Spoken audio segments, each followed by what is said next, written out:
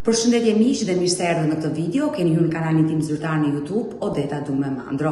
Për të qenë pjesë e live-eve të mia, mund të klikoni poshtë tek fotoja ime. Ditën e sotme në live-in tim mund të hap dritaren për një 71 vjeçare, për zonjën Elvira Mezini, e cila është një nën me një plak shumë të madhe në zemrën e saj, pasi nga një aksident fatal ka humbur nga ky jetë të birin. Por pas humbjes së djalit, ajo mori një dëm shpërblim, disa para të cilët fatkeqësisht nuk mundi dot t'i merrte dhe t'i shfrytëzonte ndoshta për t'i bërë dhe varrin të birit, por këto para ju kërkuan borxh me shumë dashuri dhe me një zemër të madhe, i dha këto para për të ndihmuar njerëzit në nevojë, por ata njerëz i kthyen shpinën dhe sot nuk i përgjigjen as në telefon. Por kush është historia dhe çfarë ka ndodhur konkretisht me këto para që quhen para gjaku, do të jetë kjo nën që do na i rrëfej ditën e sotme këtu në live me Odetën, kështu që hap dritaren dhe ftoj më njëherë zonjën Elvira. Elvira, përshëndetje nga Tirana. Përshëndetje zonja Odeta. Unë e lexova. Kënaqësi herë të flas juve. Të falenderoj. Ju kam dëgjuar, ju kam parë në për YouTube, në Report TV që jepni, dhe thash, pse dhe unë mos e ndaj edhe këtë problemin tim që kam me juve, që kam mundtimin. Unë e lexova mesazhin tuaj dhe sot jemi të dyja bashkë në këtë live, se ti ke për të bërë një denoncim. Po. Do të dëgjoj me vëmendje dhe të ma tregosh këtë histori. Po. Po, më trego çfarë ka ndodhur. Mua më ka bërë aksident djali. Dhe prej djalit atëherë mora disa lek, domethënë, dhe kisha në një punë, çunin. Pronari i kësaj pune që kisha, që ishte djali im, më kërkoi 3 milion lek. Dhe unë nga ajo që më bëri nder, që më mori djali në punë, i dhash 3 milion lek. Pastaj djali im ndron jetë se vujti 7 vjet e gjysmë çunin. Ai bëri aksident me makinë? Me makinë, tha u shtyllën kurrizore. Dhe 7 vite ka qëndruar i paralizuar? I paralizuar në vend. Sa vjeç ka qenë? Edhe në dializë, që po 7 vjet e gjysmë. Në moshën 24 vjeç, djali më ka bërë aksidentin dhe në 31 vjeç djali im ndroi jetë. I paruar qoftë dhe qoftë i parajsës. Dhe jam një nën shumë e brengosme. 13 vite unë e di, dhe Odeta, se si i vuj këto, se si e kaloj këtë jetë kështu. A djalin, që vetë çdo ditë më rreza. Nuk e di. Po Zoti më ka falë dhe një vajzë që ka dhe 2 fëmijë. Dhe vajzës i kam vuaj emrin e djalit Denis. Denis sa quhet, Besa. Denis ja kemi vu shumë fare, Denis. Si që kishte ai. E thresim Deni, si të thresim zatë, Deni. Vjesh shumë keq sepse të shikoj që ende e mban robën e zezë në trup. E mbaj dhe çdo ditë vetëm barrez, që do vetë të shikoj djalin. Çdo ditë. E dashur Elvira, unë e kuptoj që e pashmangshme. E vërtet është e pashmangshme dhe kuptoj, je një nën që ke zemrën e plagosur dhe derisa ti vesh atje pranë, kjo dhimbje nuk do të iki. Është Jo, nuk ikën. Asnjëherë nuk do iki. Ajo dhimbje që kam unë për atë, më ka vujt shumë, më vujti shumë 7 vjet e gjysmë, më vujti shumë jashtëmase. Vujti shumë.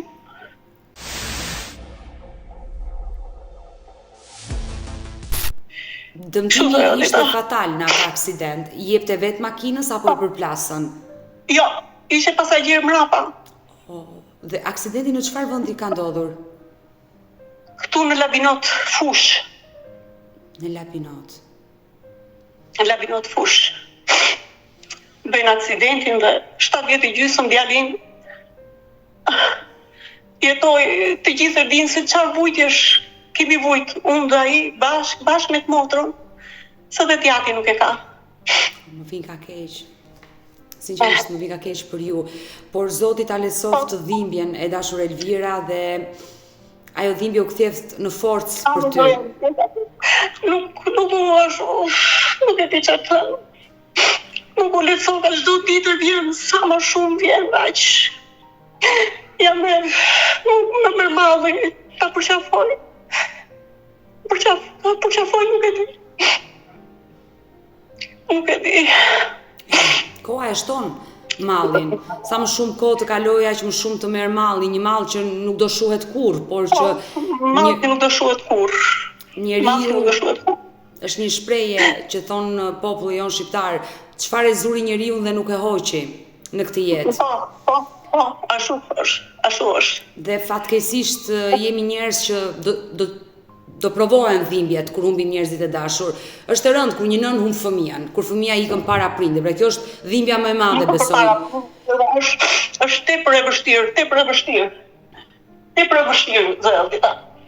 Më fal. Jo, të kuptoj. Mami. Mund të qetësohesh dhe është e kuptueshme. Ke nevojë për atë shenjë. Dashur Elvira, nuk dua të të pyes për djalin, të shtoj dhimbjen, sepse sa herë që e kujton, sigurisht që dhimbja bëhet më e madhe. Por ndalemi tek problemi. Pas vdekjes së djalit, ti mori një dëm shpërblim? Mora një dëm shpërblim të djalit, dhe si thash, për mirësjellje, për atë që më bëri, një nder që ma kishte djali në punë, i dashën e parë 3 milion atit. Pasi çuni më ndroi jetë, më kërkuan edhe 5 milion të tjera që u bën 8 milion. E dashur Elvira, në momentin që ti i dhe këto para, për rreth 9 milion lek, shkove në një noter, kishe një deklarat notariale, apo ishte një shkrim i thjesht me dorë, nga ana e ti? Ishte një shkrim i thjesht me dorë, pastaj, kur unë po shikoja që ai s'pomite, se unë i kërkova lekët e mia, atit, u bën mbi 5 vite që ai nuk më jepte, shko për herë, dua lekët e mia, një ditë bukur më thotë, "Kuj të shkojmë ke noteri, se unë do fshes shtëpi." Atje dhe do t'jap lekët atje.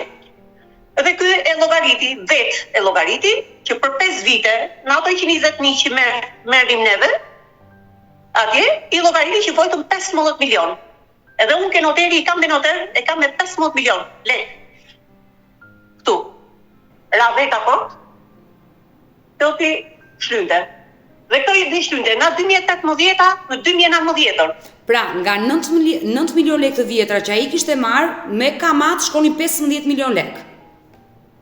15 milion lekë i shkoi atij. Që ai duhet i paguante. Po. Duhet i paguante.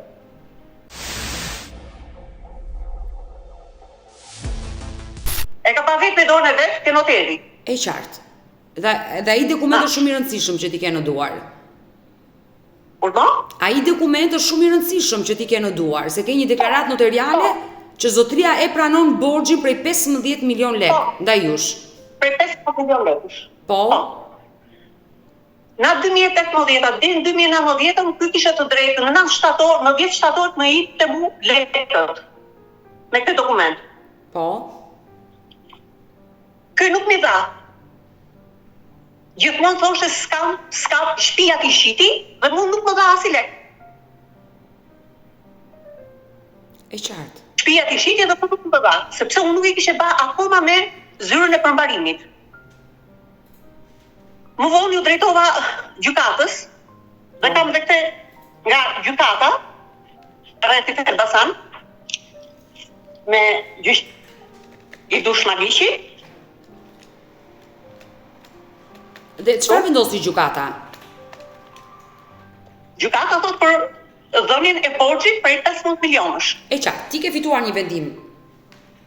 Gjykata e kam fituar. Ku ai e detyron të pagojë këto para. Çfarë ndodhi më pas? Ti fitove edhe gjyqin.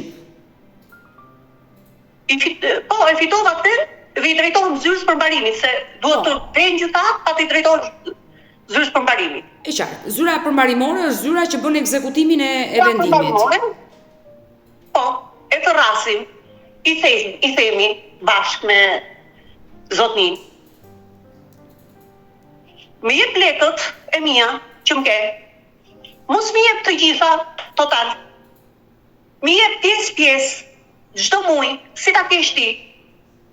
S'kam. U bën 5 vite që unë vete në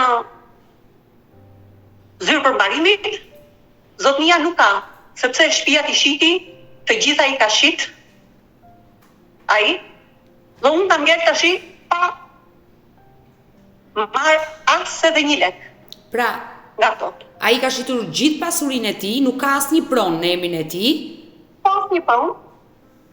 Por zura ai ka prona se nga agjencia e kthimit pronave, ai ka për të marrë 180 milion, po kjo 180 milion janë 6 vet ato. Që ndahet pasuria. Ndahen. Po nuk i kanë marrë sepse shteti i jepi 10% të kësaj shume, dhe tjera e jep në mal, ku t'ja japi ato. Që nuk i vija si që fare, nuk marrin ma. Zyra përmarimore besoj që ka kontrolluar dhe llogaritë e tij bankare, sa ai nëse ka lek në për llogari bankare i bllokohen. Jo, nuk ka asgjë në atje, sepse unë i kam bërë një sekuestër që i ka bërë i zyrës përmarimore, po. Që kam unë. Çfarë i kanë? Që thotë sekuestruan bankat e nivelit parë dhe të dytë. Të gjitha i kanë vënë në sekuestro. Po. Sepse ai ka pruna për të marrë, po nuk i kanë emër të vet, i kanë emër të jatit, dhe që ato nuk janë bërë me dokumenta, se s'kan shkuar që t'i bëj me dokumenta. E qartë, e kuptoj, ngërçin. Ai deri tash ai s'ka asgjë, zoja Deta. Që mund të bllokohet dhe të kalojë të konvertohet në para tek ju. E kuptova qartë. E dashur Elvira, por kur ti e ke takuar, çfarë të ka thënë? Sepse ti në mirëbesim i ke dhënë lekët e gjakut të djalit tënd. Po. Në mirëbesim. Atë i kam thënë që unë të kam dhënë lekët e atij djali, që ti e di shumë mirë kush ka qenë djali im, se ke pas në punë djalin tim. Po unë s'kam, sepse i biri, ai lumbi gjos, ai pi drogë, unë nuk e di se çfarë i bën. Por që nëpërmjet prej atij i bani të gjitha ato. Por në momentin që ai shiti banesat dhe të premtoi që do të jepte ato para, si të justifikua? Po. Si të justifikua Elvira? Më justifikoj që do shiste shtëpinë dhe do mite. Dhe kur i shiti? Nuk më tha gjë. Unë vojta në 9 shtator, një ditë përpara se më ndanë. I them, Bardul, unë po iki ke goca në Greqi. Unë nesër do vit marr lekët sipas kësaj kontratës që kemi këtu. Kur vajta unë tha, mira tha, unë nuk kam i mesa se po shes shtëpinë tha. Ti kur të vish nga Greqia, do marrësh paratë, sepse unë tha, po shes shtëpinë. Kur vi unë, shtëpinë e kishe shit. Sepse ja kishim marrë borxhlik e tjerë. I nuk ka pasur. Sa i s'më ka vetëm u borë. E kuptova. Pra ai që ka një person që ka zhytur në borxhe, në të gjithë njerëzit. Po. Dhe është i kripur në borxhe. Dhe prandaj është treguar i zgjuar që ka shitur të gjitha shtëpitë, se ka ditur që përmbaruesi do t'ja merrte ato shtëpi dhe i ka shitur ato para dhe s'dihet se i ka prishur apo s'dihet ku i ruan, që nuk i ka të deklaruara, që zyra përmbarimore s'ka mundësi t'ia gjej për t'ia bllokuar. Po, s'ka zyra përmbarimore, ku t'ja shu. E dashur Elvira, ne denoncuam sot pikërisht zotëri me emrin Bardul Shëngjergji. Nga, më korrigjon nëse gaboj, nga Labinoti Elbasanit? Jo, është tu Elbasanas. Nga Elbasani, brenda nga Elbasani, personi i cili të ka marrë disa para, dhe jo nuk janë disa, janë shumë para, janë 15 milion lekë në total, ku fatkeqësisht është leku i djalit tënd dhe ti sot nuk arrin dot ta marrësh. Nëse do ta kishe përballë të person siç më ke mua në këto momente, kush është mesazhi që do t'i përcjellje? Unë do t'i thoja, dua parat e mia. Nuk t'i kam marrë ty borxh. I kam të mia parat. Më jep. Unë i kam thënë, më jep edhe muj për muj. Ore edhe 200, edhe 200. Të paktën fillon të më lash. Fillon që më japësh edhe mu parat e mia. Zoja Deta, ai edhe tash është me borxhe, edhe pensionet i ka në bankë. Të bllokuara? Të bllokuara sepse i biri ka marrë si duket një borxhe në bankë, dhe ato të dy burë gru lejnë pensionet atje. Që të dy. Dhe ma sinqerisht më vjen keq për këtë histori, sepse janë të shumta këto histori të borxheve që nuk jepen, dhe ne denoncuam sot, unë uroj dhe shpresoj që ky zoti Bardyl Shëngjergji të na ndjeki, ti e përcolleve mesazhin atij, uroj që ai të reagojë dhe të gjendet një zgjidhje që ti ato para ti marrësh sa më shpejt. Uroj me zemër këtë gjë. Nuk reagon zoja Odeta, nuk reagon.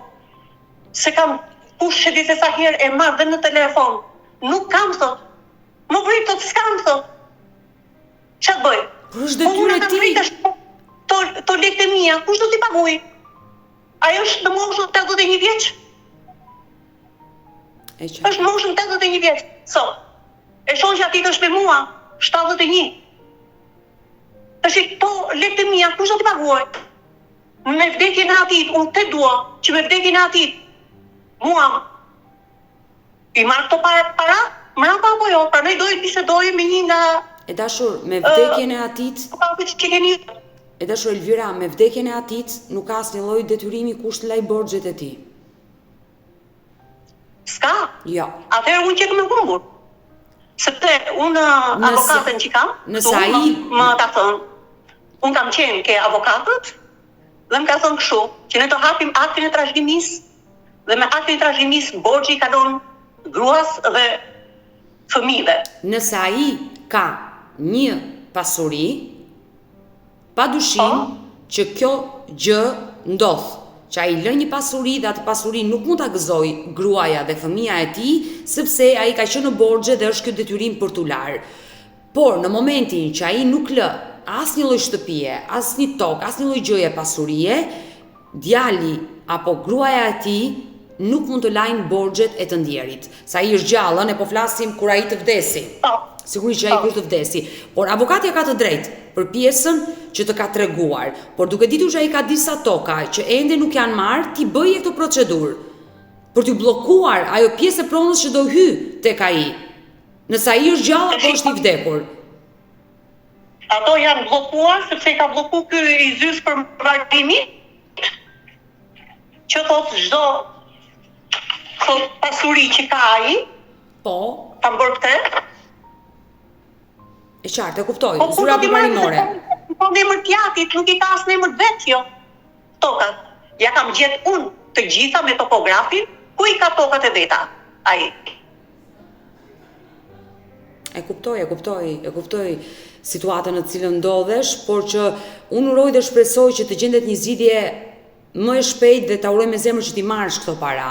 Ne denoncuam sot e dashur Elvira, do mbetemi bashkë në kontakt, padyshim që ti pas ke marrë një avokate dhe ajo të ka sqaruar dhe anën procedurale, procedurat që mund të bësh, është e drejtë ajo gjë që duhet bërë, por do flas dhe unë me avokatët e mi dhe uroj që Bardyl Shëngjergji ndoshta nuk reagon ndaj teje, por kur diçka bëhet mediatike, mund të reagojë dhe i bëj thirrje këtij zotërie nëse është duke më ndjekur në këto momente, të më telefonoj për të gjetur një ndërmjetësim. Ajo që ty të intereson është ndërmjetësimi që ai to para t'i japi. Ti ke kërkuar t'i japi edhe çdo muaj nga pak dhe ti marrësh to para. Nuk i ke vënë ditari në fyt që i dua të gjitha sot dhe mbaroj. Kur të më japi Edi Rama thot ai paraku. Atëherë do t'japun ty, thot. Jo, parati ka marrë ai ty dhe s'ka lidhje tani Edi Rama, t'i japi Edi Rama atit. Po, nëpërmjet kësaj që ka nga Agjencia e Kthimit Pronave, që s'ja ka dhënë ato akoma, nga shteti. Pa e mund të zjasë. Ai thot kur të japi Edi Rama këto 180 milion, po që do japi gjithë familjes, më kupton? E qartë, ti gjithnjë do të bazohesh te pjesa që do t'i takoj atit, ajo pjesë, gjithnjë do i referosh asaj shumë. Ajo pjesë do i takoj atit. Por kjo mund të ndodhi për 5, për 10 vite. Dhe s'ka kuptim. Po, s'ka kuptim. Ka kaq vite që e ka quaj këtë. Edhe s'ka marrë asnjë lek. Nga shpronësimet që ka marrë. E qartë, e kuptoj situatën. Mirë, Elvira, sinqerisht më vjen shumë keq. E kuptova denoncimi që bëre. Më vjen keq që ke rënë pre e një personi që ka marrë borxhin dhe në mendjen e tij e ka pasur që këto para s'do i the më kurrë, e pas ka bërë dhe në qytetar të tjerë. Por ai në radhë të parë ta mendoj që janë para gjaku të një personi që është larguar nga kjo jetë. Vetëm kaq duhet të mendoj. Dhe më Zoja Odeta, që më thoshte, pse mi dhe, kush ta fyt një i mu, lekët? E turpshme. Kjo është e turpshme, apo jo? Është shumë e turpshme. Ore, unë t'i dhash, ti të mbarosh një hallë atëherë kur kam unë hallin, thonë po kërkoj Elmian, po kërkoj lekët e tuja. Por brother, jo. Që të drejti mu, kushtatit një mu. E turpshme, sinqerisht, por... Nga 2019, e drejta që unë s'ka marrë asë dhe një, do më thënë, qëtër lek mrapa, po kush po i do? I kam thënë, një por e lekët e mija nuk po du ma as 15 milion që as, njep 9 milion tim. Nuk po të kërkoj, as gjë tjetër, njep këto. Të mijat, se janë lekët e qunit tim. Janë lekët e qunit tim, unë nuk e di se kuptoj. Se marrë vesh ato njërës, unë nuk e di se sa pa shpirt që po të regohet me mua. Se të tjerëve e vojtin ja dhanë, i gjetën ku i gjetën, sepse edhe i përcenuan. Ato, i gjetën ku i gjetën. Mua më gjetën një grua të vetme dhe bëngte. Unë ti. Edhe që njifemi shumë bukur, se shoqen time e kam, shoqen e ngushtë time është motra e shoqes tit. Por ajo si ka reaguar në të situatë, ajo ta ka kërkuar nderin në fillim. Ajo i thot, ajo gjithmonë, moj borxhin i mirë, po doja e japë, po kur do e japësh? O deta, unë jam 71, a janë 71, kur do të më japi? Kur? E qartë, ke shumë të drejtë, e kuptoj. Kur do të më japi? Ajo asë vetë me një fare, asë të merë në telefon, vetëm po e mora unë telefon. Vetëm po e mora unë telefon. Gjithsesi, Elvir, ti e pas ke një numër kontaktit të ti, mund të ma kalosh mua në privat, unë do bëj të pamundur për të lidhur me zotin Bardyl. Numrin e telefonit e mban e shoqja. Numrin e atit. Nuk e jep numrin e atit, të shoqes atit, po ta jap. Po patjetër, nëpërmjet numrit të bashkëshortes ti mund të lidhe me zotin Bardyl, dhe patjetër do t'ju kontaktoj dhe do t'ju kthej një përgjigje patjetër dhe do mbetemi në kontakt bashkë. Të falenderoj. Të falenderoj që... Edhe unë të falenderoj shumë. Falenderoj. Dhe të uroj të gjithë të mirat. Një jetë lumtur bashkë me fëmijët dhe bashkëshortin. Faleminderit. Dhe një zvonë vërtet. Faleminderit dhe unë t'jap ngushëllimet më të sinqerta dhe qofti parajsës. Juve. Po unë dua që të ma bisedosh në me një avokate këto letra. Çfarë mund të bëhet edhe pas vdekjes atit, unë nuk e di. Do mi dërgosh të gjitha dokumentat, prandaj tash do mbetemi në kontakt për gjithçka. Kështu që të përshëndes dhe të përqafoj nga Tirana. Edhe unë të përshëndes. Miropafshim.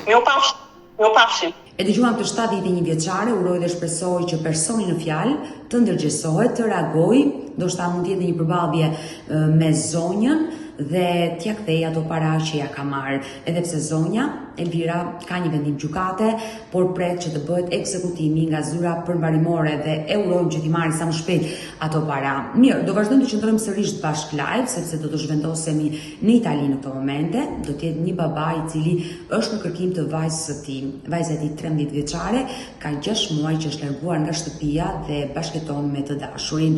Është një mitur që babai kërkon rikthimin e të vjes në shtëpi. Do të jetë zoti Rapi Fetau i cili do na i tregojë këtë histori dhe mbi të gjitha i ka rritur i vetëm fare. Vajzat e veta, ka 2 vajza nga martesa e parë, pasi nëna i praktisi kur ato ishin të vogla. Kështu që ftoj një herë zotin Fetau Rapi dhe përshëndes. Rapi, përshëndetje nga Tirana. Përshëndetje nga Perugia. Jeni Itali në Perugia. I dashur Rapi, ke telefonuar dhe ke kërkuar që të kesh një bisedë me mua, të flasësh për problemin që ti ke, me sa kuptova, me ish familjen tënde.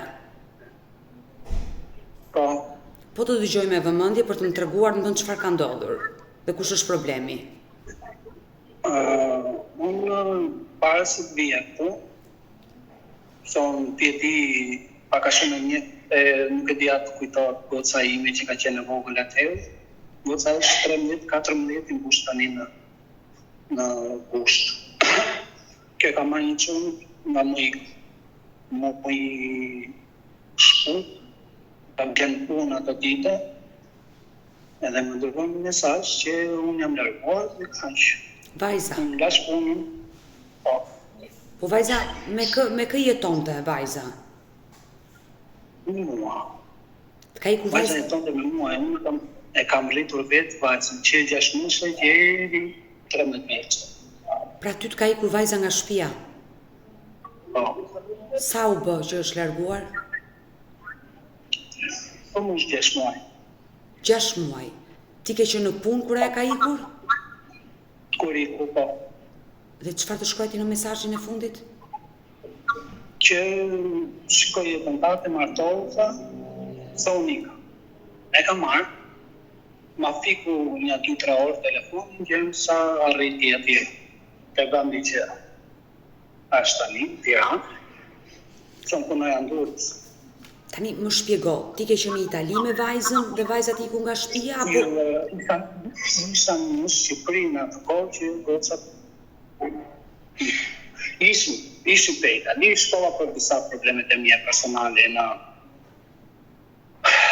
në Shqipëri, edhe e mora dhe e me vetu, se unë kam negocën e madhe këte, është një vend tjetër, edhe 15 ditë erdhëm në janar, 15 ditë larg distancës me shkurti, 14 shkurt ka ikur ajo.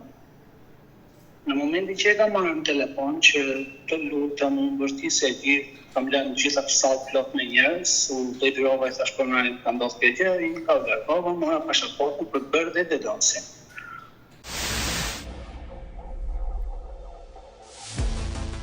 Por në momentin që më do bëja dedonsin, më mori kosa e madhe, se ja tregova situatën, isha duke përtitur, duke i qarë, sepse të rrisësh vetë, e kam darë, e kam shplarë, nuk jam në ata prindër, unë atë si që për dëgjojnë, si që farë të ndodhë.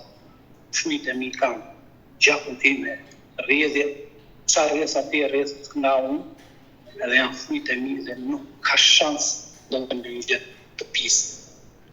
Edhe në momentin që do shkojmë polici, më merë goca mos, bati thënë se është dashur me të çonin dhe më të shtifi për fyrta, edhe do të fusim burgut. Nuk dua që pagai një ta përjetoj për tjetës, sepse tjeti pa ka shumë burgu është vetëm për futarin, nuk është për posa.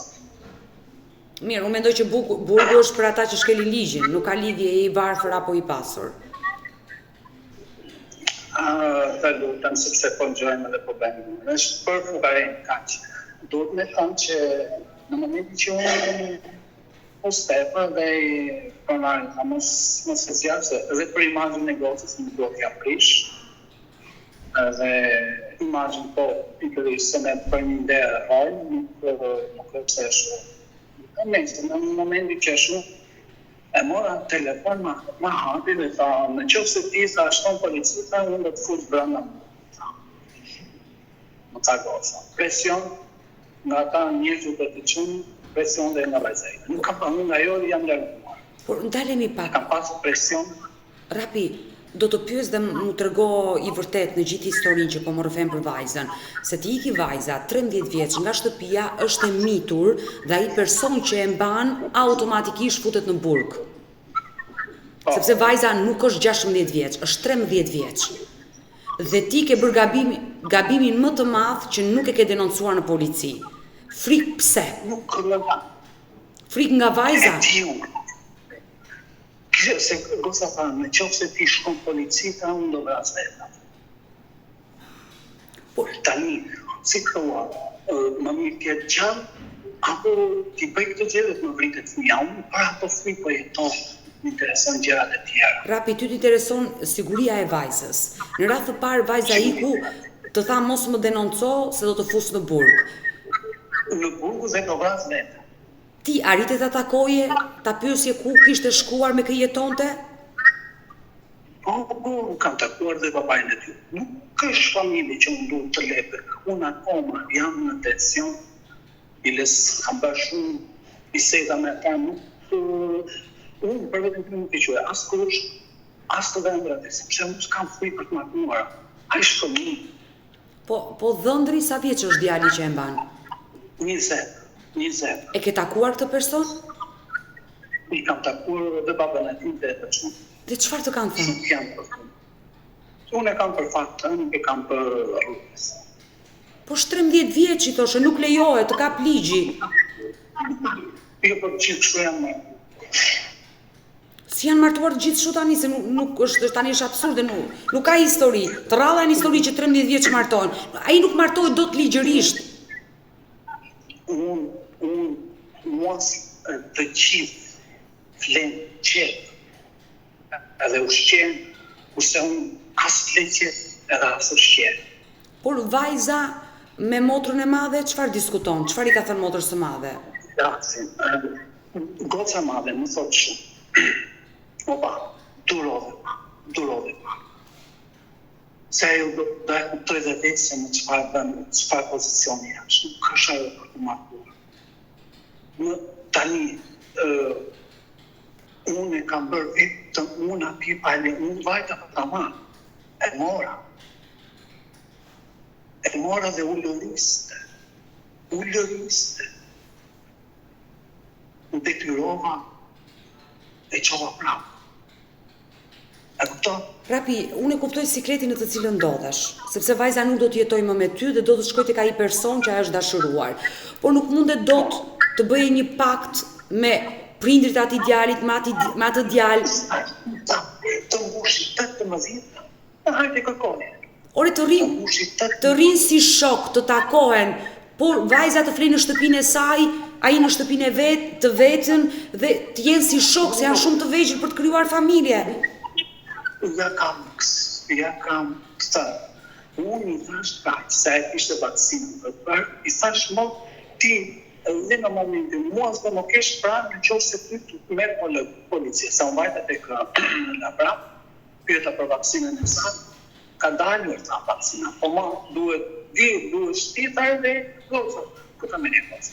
Ato se s'ma lem, unë kam qenë në 20 tensionina, të veç të verifikosh të spitalit e në Tereza, janë shkuj të filloj që në Durrës, e që në Tiranë kam qenë vetëm tension. Normale, të besoj. Rapi, të besoj dhe është normale, kupton, ajo është fëmijë, ajo akoma s'ka mbaruar vaksinat. Ajo është fëmijë. Dhe jo nuk e bëj qumin e gjetë, jam i të halli, kam ikur se ata ke pasin nga momenti që unë e qova, i dhuan se kishin syrin e hapur, se goca më kundërshtonte. Më bënte shumë gjëra qeste që ngrinte autoritetin e tyre dhe autoritetin tyre ma ujë.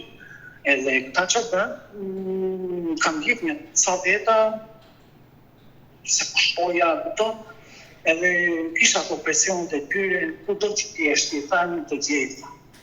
Si këtë dhe e tjetër, i thash, unë një fush në punë, do t'ajnë nga burgu, do t'gjejtë. Unë nuk e kuptoj ata prindërt atij djali se si marrin përsipër të marrin një vajzë 13 vjeçare në shtëpi. Po, i pari është babaj atit. I pari është atë kam halë goje që me si unë me di për çfarë po presën që ta marrë me butës si shkrinë time që mos më ndodhe gjafnisë time, mos. E ke menduar, Rapi, domethënë çfarë ke menduar? E ke menduar të vesh në polici? E ka menduar. Unë po ja ko fëmisë time, që fëmija ime të më thotë oba, hajde në ne, nga momenti që të më thotë goca, hajde ne, direkt unë do të denonci. Direkt unë do të pusë brava, sepse drejtësia do për fëmijën tim se fëmija ime la o lënë, ka lënë deri në atë se fëmija ime e ka më rritë në shkjetin time me gjakën time.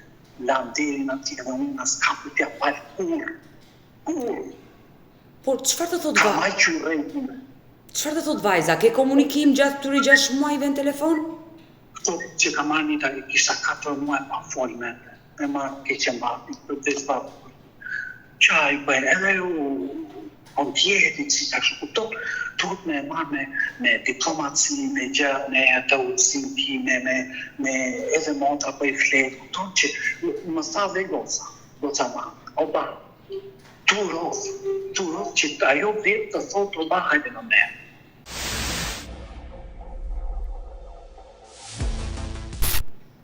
Që pasaj në momenti sa po të më thotë hajde në me, në momenti që do vete. E qartë, e kuptoj. Rapi, dua të bëj një pyetje. Ti ke rritur vetë vajzat?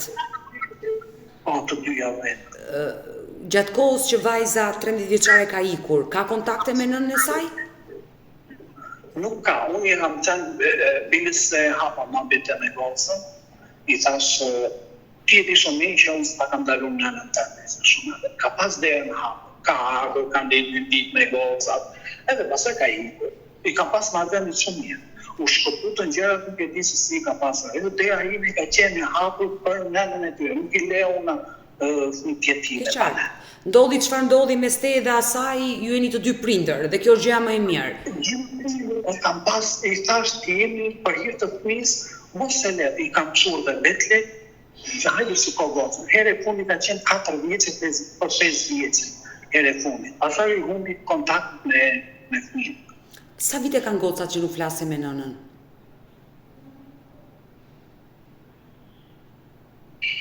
Imagjino 13, gati për 10 vjetë. Ishte ajo që u largua nga vajzat, apo... Ishte ajo. E kërkojnë nënën e tyre? Tani kam fillu ta urrejnë. Ata I thashuna, inshallah I thashuna, që të flasësh me nënën tate, unë 2 fjalë do t'i them asaj. Se e urrejnë goca tani, e urrejnë për arsye sepse nuk ishte ashtu. Ja kam lënë derën hapur të vi, kur të donte të vinte. Ki parasysh edhe është shumë e vështirë thjesht baba të lush dy role. Sepse edhe shumë gjëra nuk shprehen gocat me mu, sepse janë femra. Po unë I dije që çaj duhet femrës edhe unë shpenzoja rrobat më të mira. Të besoj.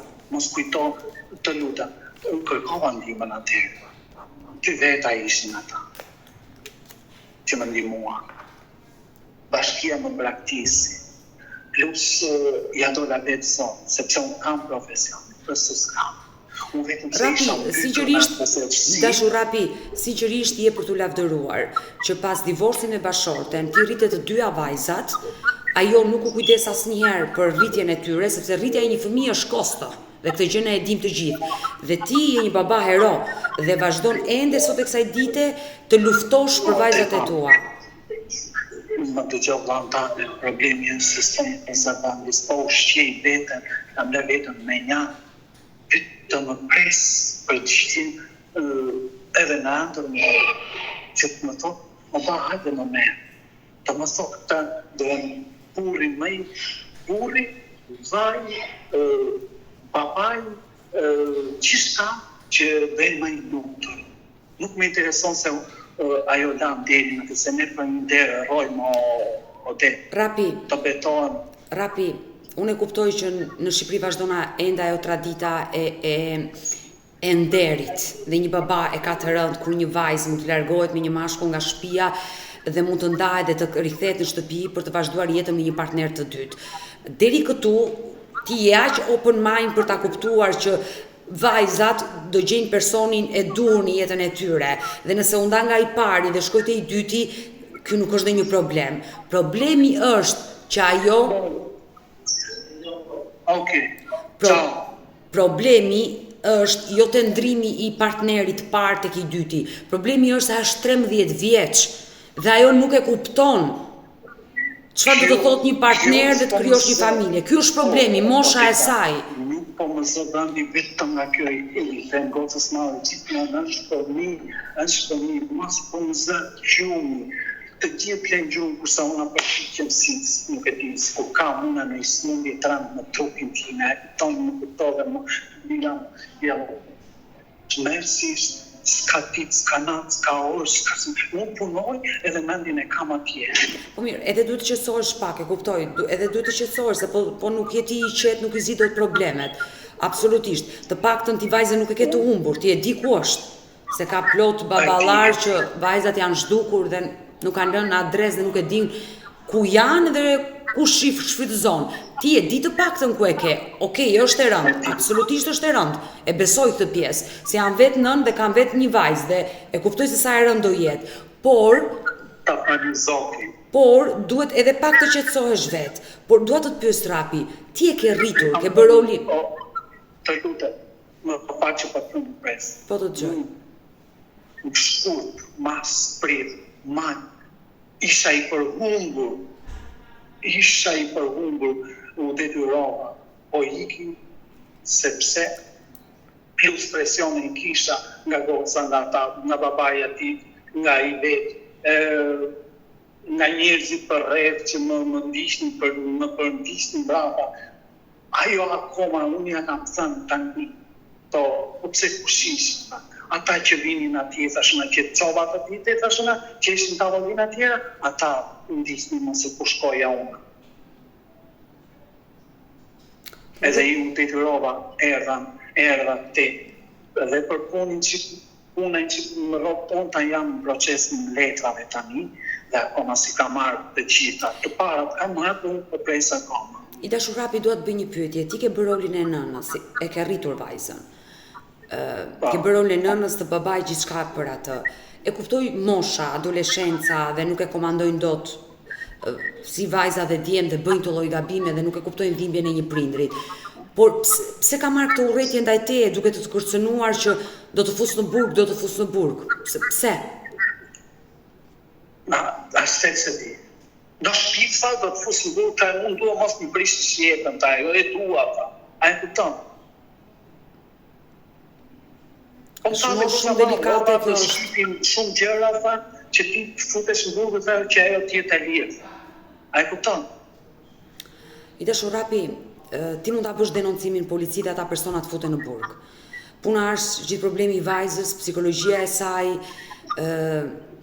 ndjenja e saj e brisht që mund të thyet dhe ajo do iki prap. Këtë përrua ju në vetëm ndjenjën e saj në burg dhe i keq. Por ajo që unë të princi do të keqen e jo, e qartë. Ai që do më të mirë. Absolutisht. Ajo që unë të këshilloj është që nëse vajza nuk e rrezikon jetën në atë familje, me atë djalë, me ata njerëz, ti duhet të bësh një ndërmjetësim me babain, me nënën dhe me vetë djalin. Një ndërmjetësim. Nuk e ka mamana i djali, është në njerë, ka to biles, kam pas probleme, tu shajtë fëmijën time, që fëmija ime është, ku është fëmija ime, ku është. E kuptoj, ka njerë, e qartë e kuptoj, e marrë me mend. Duhet të bësh një ndërmjetësim ku ata, nuk është qëllimi jot që ti do ndash vajzën nga i dashuri i saj, sepse është mosha delikate, a ka ju në adoleshencë tani, dhe shumë delikate kjo mosh. Dhe prindrit nuk din si ti menaxhojnë fëmijët në këtë mosh, janë probleme nga më të ndryshme.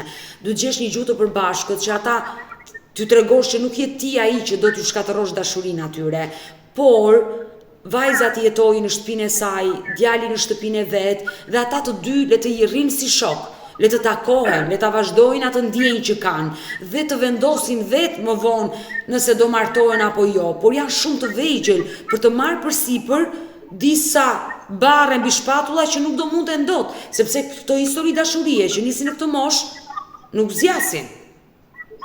Është e sigurt. Babaja ti tani thot komandat janë punë në shtëpinë time. Ai kupton ti tani se në çfarë situate unë vetëm. Po çfarë komandash do japi ai? Çfarë?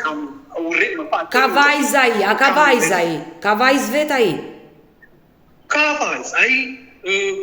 Goca ime, mos shkonte goca ime se goca e tij çfarë nuk bënte gjëra në telefon. Ja kanë hequr telefon.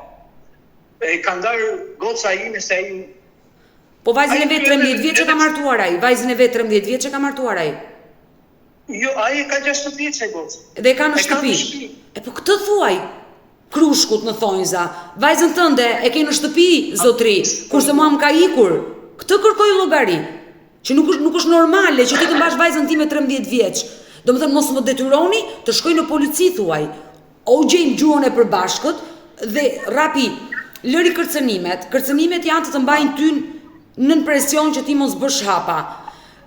Ti jepu një mundësi, o ulemi dhe gjejmë një të përbashkët për fëmijët tanë, të mirën, se ti kërkon të mirën e vajzës dhe ai kërkon të mirën e djalit. Gjejmë një të përbashkët për të mirën e fëmijëve, ose mos më detyroni të shkoj në polici. Është fare e thjeshtë.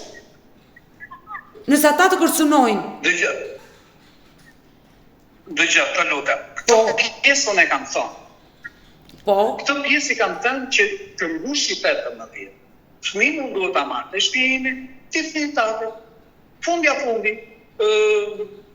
Se këta do njena, po me të shumë? Patjetër. E lemi të bërë, si të shpër të bërë. E se pa mundur, me këtë klasës ata të parë si muar. ta janë të parësimuar, janë kokë trash, janë nuk e di nga e ka Ida Shurapi, nuk e di nga e ka. A ke ti kontakte të tyre? Besoj që ke. Veç me gocën po flasën tani. Ai ja theu telefonin që mos flasë, sa ai duhet flasë me gocën në prezencë të atyre. Jo veças. A e kupton? Mua pargi më tha, mua bata, pse duhet bësh merak që këto më mbajnë si princeshë, kupton? Unë diçka ndjej, si jam princë, ke parasysh ndjenjën e nënës, edhe unë ashtu e kam. Të besoj për këtë pjesë. Mirë, Rapi, do bëj të pamundurën që të lidhem me atë familje. Nëse ti ke një kontakt të tyre, do ma dërgosh në personal, në privat numrin. Dëgjoj. Problemi i parë, presioni më ka largur, plus edhe kur isha atje, presion. Dhe prandaj them unë që se po të vejnë tjera, do thotë ky do më bëj fusi, do më fusi branda, edhe do hapen shumë problem. Pra ne duhet ta zbudoj njerëz, e di si thot goca. Po. Goca thot do ba, mos u mundo për gjëra tjera se këta nuk rinë as 2 minuta më burta. Kanë lekë tha edhe kaq tha. Po le të kenë lekë. Po le të kenë mora pi lekë, ç'vidhje ka se kanë lekë. Le të kenë lekë, i kanë për veten e tyre lekët. Ty të intereson siguria e vajzës. Po, problemi është se është shumë e vërtetë, se po patë lekë, unë di një rast, flagrant, që burri i human me pisë që i dha 50.000 euro doli. O, Rapi, të lutem, Rapi, rastet e fundit, martesat që janë bërë me vajza 13 vjeçare janë futur në burg, djemë të rinj, mbi 18 vjeç. Rasti fundit ka qenë në Lushnje, ka qenë një rast në Veri, fute në burg, është e mitur. Është abuzim me një të mitur. Ajo është ende në kujdestarin tënde. Mos më bëjnë në një goca o Albeta më beso, a e kupton ti se çfarë kam. Prandaj po të them Rapi, më kalon në privat numrin e tyre, do gjej dhe unë formën për të folur, dhe ndoshta mund të jem unë ajo që të ndërmjetësoj në të gjithë këtë histori. Mirë të dashurishë, kemi ardhur në fund edhe për këtë live. Unë falenderoj që ndrojt me mua deri në fund të kësaj video. Nëse dhe ju keni një histori për denoncuar dhe kërkoni që të jeni pjesë këtu në live më odetën, mos hezitoni të më shkruani në numrin tim të telefonit 069 99 55 698 që ndodhet poshtë ekranit tuaj. Por mund të më dërgoni mesazhe edhe në rrjetet e mia sociale, në Instagram dhe në Facebook me emrin Odeta Dumemandro, dhe këto janë faqet e mia zyrtare. Ndërsa këtu lart tek fotoja ime mund të klikoni dhe të abonoheni, të bëheni pjesë e kanalit tim zyrtar në YouTube, ku çdo paradite live ora 10 jam me këto denoncime, me këto histori të trishta shqiptare. Faleminderit që më ndiqni, deri takohemi nesër.